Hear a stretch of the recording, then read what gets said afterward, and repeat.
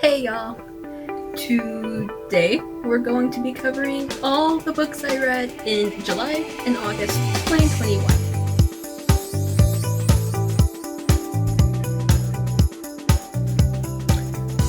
These 2 months were months of ebooks. I almost exclusively read ebooks or audiobooks. Let's start with July, and the first book I read, I'm not going to go way into depth on it because honestly I can't believe I'm actually bringing this up on my third video, but it is Her Service by Heidi Lau.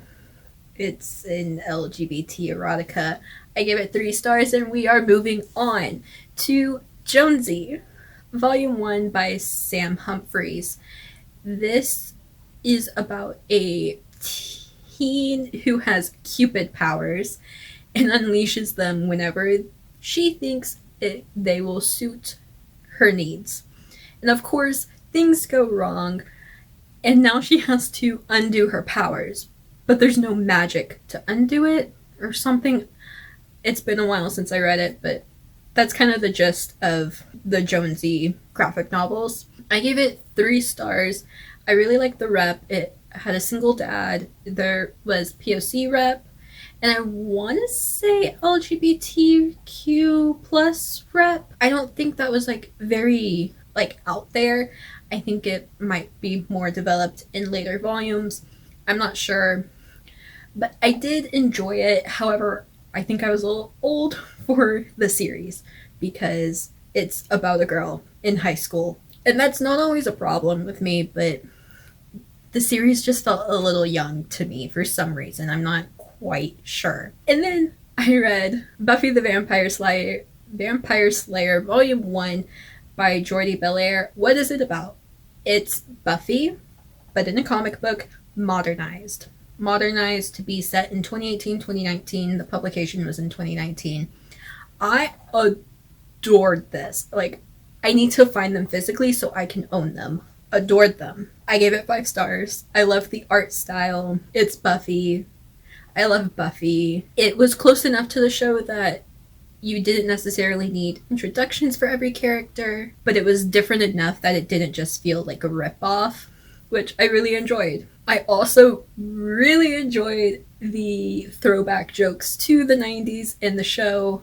That was really funny to pick up on, and how they were now making jokes about their parents, essentially, almost, kind of. The next thing I read, or I listened to, okay, everything so far has been an ebook, physically ebook read. These next 4 are the Truly Devious mystery series by Maureen Johnson. I listened to all 4 of them in an audiobook on Scribd in about a week, I think.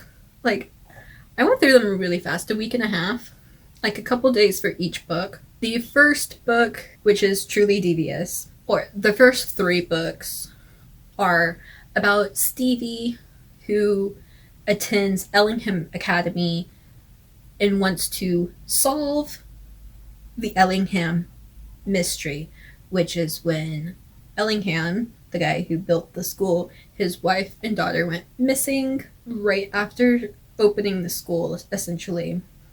But Truly Devious returns, and death returns to the campus.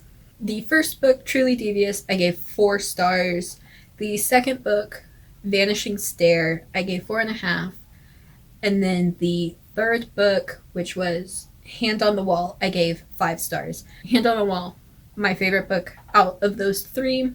And then the fourth book, which is part of the series but also a standalone, Stevie and her friends attend a summer camp to work as camp counselors, but also to solve the Box in the Wood mystery. I really enjoyed it. I ended up giving it 4 stars. I'm not sure why exactly, because my reviews didn't really tell me that much. But I will say that for the first book, I had a hard time getting into it. I started it in April, I think, and I couldn't get into it right then.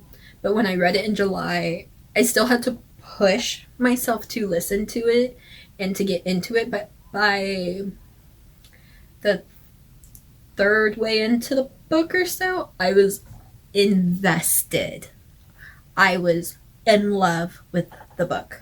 But I also really love Maureen Johnson. I've read not a lot of her books, but I've read some of her books. I read them a lot as a teenager. In particular, Red Sweet, which now has a sequel that I need to read. Maybe I should have talked about all of these and like grouped them, but I'm not. This is literally the order I read them in. Too late now. But my next graphic novel it is my last graphic novel for July. I read Buffy the Vampire Slayer Volume 2, and I gave it 3.5 stars. By Jordi Belair still. Yeah. Something was lacking. They changed the art style in like the last chapter, because I can't think of another word. The last chapter in Volume 1, the art style changed. And I thought it would just be for that story, but they kept the same artist in Volume 2. And I really don't like the art style, which is really tough to say because I really love Buffy, but also the story just seemed to go downhill a little bit. And reading through reviews, it doesn't look like I was the only person that thought that, but it was kind of upsetting because I want to read Buffy comics. But I'm not giving up. I'm going to go back and read Volume 3 eventually. I hope they change the artist back. That's all I have to say about that. I then read The Team by J.L. Raven, which is an adult thriller. It is about Lauren, who gets to attend this team building retreat with all the executives who were all friends when the company was built. She only gets to attend because her boss, which would be the other executive, gets food poisoning right before he should be leaving. So he goes, Lauren, why don't you go in my place? It will be great. You'll get to know your bosses. And hey, soon enough, you might even get my job. So she goes on this retreat, and it is the dead of winter in a remote lodge with no outside communications. Phones, laptops, everything's locked up except the retreat leader has a sat phone to use in case of emergencies. But then a huge snowstorm hits and someone starts stalking the group. Nerves are getting frayed and trust is being lost. And that's all I'm gonna say about it. I will say I very much enjoyed it. It had me on the edge of my seats. I'm pretty sure it's self-published. I think it is. If not, it's an indie publish because it's not traditional. It had an interesting writing style that I enjoyed because it didn't tell you. So it was written, I'm trying to think of a way to explain it. It kind of had two POVs, but one was when the retreat was happening and one is after the retreat, but the same character in both of them. But the pages that are after the retreat, they don't tell you anything except that one character survives, obviously. It's just her talking to police and nurses and stuff. It's interesting because you get confused. I got confused reading that point of view because I was like, what is happening? And I'm trying not to spoil it. The big plot twist I did not see coming. I thoroughly enjoyed it. I either did not see it coming because I rarely read thrillers. I don't read that many, or it was just really good. I don't know. But definitely recommend it. The last book I read in July was Assassin's Apprentice by Robin Hobb. It is the first book in the Farseer trilogy and the first book in the world of the Elderlings. It is about Fitz, who is the illegitimate son of Prince Chivalry, the prince in waiting. He's finally brought into the family and is trained to be the royal assassin. It is a high epic fantasy. I don't know the difference between those. I just lump them all together. I gave it 4 stars. I really understand the hype. I might have given it a higher rating if I hadn't waited a month between reading like the first 30% and the last 70% of the book, though. Robin Hobb's writing style is amazing. The world building was amazing. The characters were amazing. I hated who I had to hate. I loved who I had to love. And then I hated who I loved. And then I loved who I hated. And I cried within the first 50 pages. And I cried in the last 100 pages, I think. And Robin Hobb makes you cry. Can confirm. That's all July. I read 10 books in July. And then in August, I read 5 books, which is solid. The first book I read in August is the book I read during my reading vlog. So if you want to hear my whole rant about it, you can listen to it there. But it is And I Do Not Forgive You, Stories and Other Revenges by Amber Sparks. It's a short story collection. I gave it 3 stars, and I think that was being really nice because I just really loved a few of the stories. If those couple stories weren't in there that I adored, it probably would have been at a 2-star, maybe a 2.5. But a 3-star is what Call said, so I'm sticking with it. The next 3 books I read are part of the Prophesized series by Caitlin Hoyt.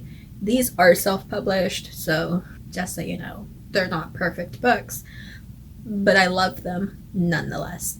They are a YA fantasy, and I don't know how many times I've read them. The series is about Ryan, who suddenly lost her mother in a drunk driving accident and is now living with Jane, the workaholic, who was her mom's work friend because she was 17 when her mom died, and Jane was willing to take her in so that she didn't have to go into foster care. Ryan then meets Colton within the last week of her senior year of high school, and her world is literally turned upside down.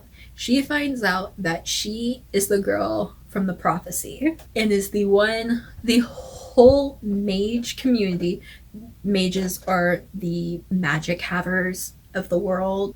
Like when you think magic powers, telepathy, and I literally can't think of anything else. But the whole mage world is looking for her. She's the first mage born to 2 non-mage parents, and she is destined to stop a war. The first book is Black Moon Beginnings, which I gave 5 stars, and these star ratings definitely biased because these are books I read when I was in high school and I love them. The second book is Scorching Secrets. I gave 4 stars, and then Descending Darkness is the third book, which I also gave 4 stars. But the last book I read in August was Prey by Michael Crichton, which I also talk about in my vlog from a few weeks ago, a month ago. I don't remember, because I started it in that one and then I realized the audiobook was an abridged version. This is a sci-fi adult thriller. It is about an experiment that went wrong, and now there is a clan of nanotech particles that have escaped the laboratory and can self-sustain and reproduce. So essentially, they are alive and they're not happy, and they are becoming more and more deadly. I gave it 4 stars. It got a 7.1 on Call. Well, thoroughly enjoy is probably a little strong. I very much enjoyed the book, but it is not something I would go out and be like, yes, oh my gosh, this is a book everyone has to read, because it's very niche. It's a very niche book. If you like thrillers, you might like this book. If you like sci-fi, you'll probably like this book. And if you like sci-fi and thrillers, you'll really probably love this book. It is a very niche book because in the book, Michael Crichton, or the main character technically, he explains all the science and all the technology behind things he's talking about, which is really helpful. I, however, found it a little repetitive as the time went on. I got really tired of hearing the same explanations for the same things, but also I got tired of hearing different explanations for things that we've already had explained. But again, it's a good book, and it's nice to have it explained at least the first time, but I found myself quickly skimming the explanations because he would get lost in thought of just thinking about the explanations. And then someone would get his attention and he's missed a whole conversation. The twist in the book got me. I will say that. I had my theories at the beginning. My theories were disproved. And then my theories were proved. And that's all I read in July and August. That was a lot of books to go through. I don't have any books to hold up. I mean, I do own Assassin's Apprentice. Oh, I stopped telling you what I read versus audiobook. Okay, all the graphic novels were read by ebooks. The Truly Devious series was audiobooks. The Team by J.L. Raven was an ebook. Assassin's Apprentice, I physically read it, but I have since packed up the book. And I listened to the audiobook, which I think definitely helped me get through the book. And I Do Not Forgive You was an audiobook. The Prophesized series are ebooks. And Pray by Michael Crichton was a ebook. Maybe for funsies, here's a bunch of stats. Like, ooh, how many books have I read this year? My genres. My reading. Ebook, audiobook, physical read, or a mixed read. Thank you guys for watching. Have a wonderful day. Don't forget to leave a like, comment, and subscribe down below if you feel like it. You don't have to. And I will see y'all all next time. Bye!